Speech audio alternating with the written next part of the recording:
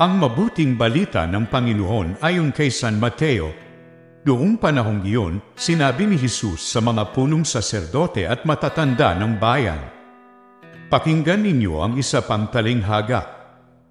May isang taong nagtanim ng ubas sa kanyang bukid at ito'y binukuran niya. Gumawa siya roon ng pisaan ng ubas at nagtayo ng isang mataas na bantayan.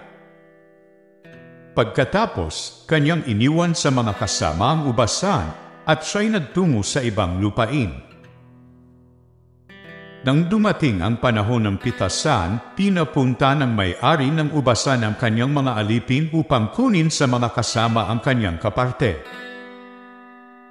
Ngunit sinunggaban ng mga kasama ang mga alipin, binugbog nila ang isa, pinatay ang ikalawa, at binato naman ang ikatlo. Pinapunta uli ng may-ari ang mas maraming alipin, ngunit gayon din ang ginawa ng mga kasama sa mga ito. Sa kahuli-hulihay pinapunta niya ang kanyang anak na lalaki. "Igagalang nila ang aking anak," wika niya sa sarili. Ngunit nang makita ng mga kasama ang anak, sila'y nag-usap-usap. "Ito ang tagapagmana. Hali kayo. Patayin natin ng mapasa atin ang kanyang mamanahin." Kaya't siya'y sinunggaban nila, inilabas sa ubasan at pinatay. Pagbalik ng may-ari ng ubasan, ano kaya ang gagawin niya sa mga kasamang iyon? Sumagot sila, "Lilipunin niya ang mga buhong na iyon at paaalagaan ang ubasan sa ibang kasama na magbibigay sa kanya ng kaparte sa panahon ng pamimitas." Tinanong sila ni Jesus, "Hindi pa ba ninyo nababasa ang talatang ito sa kasulatan? Ang batong itinakwil ng mga tagapagtayo ng bahay ang siyang naging batong panulukan. Ginawa ito ng Panginoon, at ito'y kahanga-hanga. Kaya nga sinasabi ko sa inyo, hindi na kayo ang paghaharian ng Diyos kundi ang bansang maglilingkod sa Kanya ng tapat." Ang mabuting balita ng Panginoon. Pinupuri ka namin, Panginoong Hesukristo. Unang pagbasa. Pagbasa mula sa aklat ni Propeta Isaias. Ako ay aawit sa sinta kong mahal, tungkol sa nangyari sa kanyang ubasan. Mayroong ubasan ang sinta kong mutya sa libis ng bundok na lupa'y mataba. Kinukaya niya't inalisan ng bato at saka tinamnan ang nasabing dako. Mga piling puno ng mabuting ubas itinanim niya sa nasabing lugar. Sa gitna ay nagtayo ng isang bantayan at nagpahukay pa ng sadyang pisaan. Pagkatapos nito ay naghintay siya na ang kanyang tanim ay magsimpamunga. Ngunit ano ito? Pagdating ng araw ang kanyang napitas ay ubas na ligaw. Kaya't kayo ngayon, taga-Jerusalem, at gayon din kayo, mga taga-Huda. Kayo ang humatul sa amin dalawa. Ako at ang aking ubasan. Ano pa ang aking nakaligtaang gawin sa aking ubasan? Bakit nang ako'y mamitas sa itinanim kong mabubuting ubas, ang nakuha ko ay ubas na ligaw?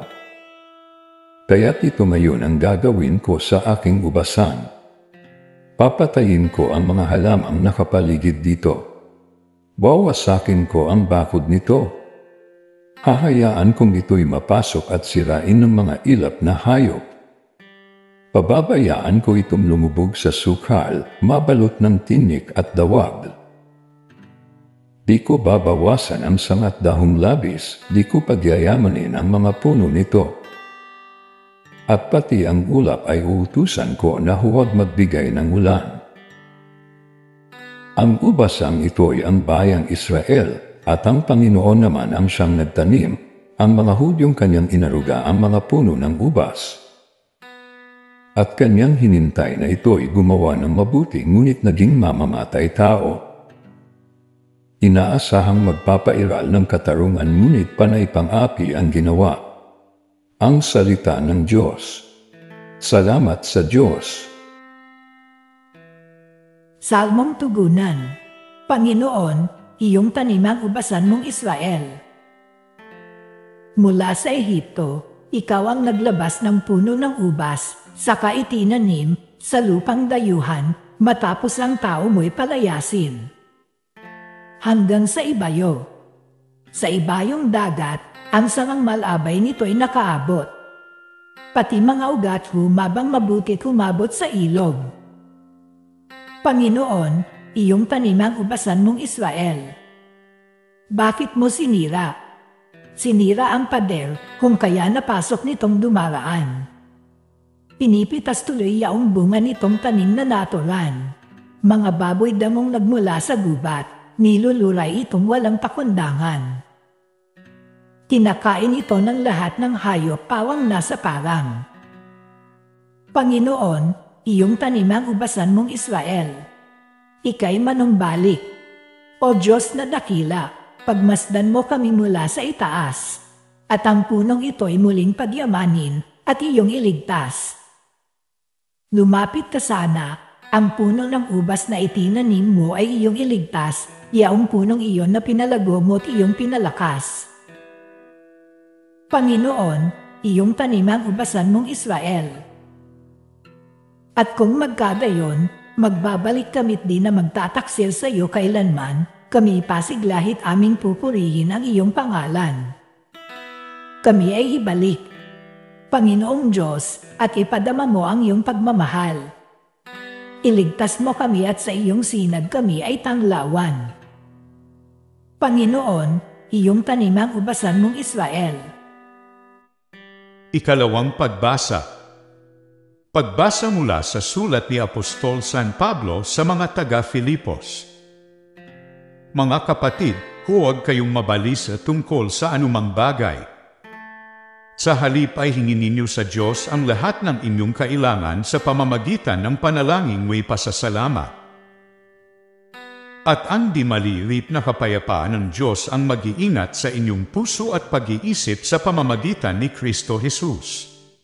Sa wakas, mga kapatid, dapat maging laman ng inyong isip ang mga bagay na karapat-dapat at kapuri-puri. Mga bagay na tutuo, marangal, matuwid, malinis, kaibig-ibig at kagalang-galang. Isagawa ninyo ang lahat ng inyong natutuhan, tinanggap, narinig at nakita sa akin. Kung maggagayon, sa inyo ang Diyos na nagbibigay ng kapayapaan. Ang salita ng Diyos. Salamat sa Diyos.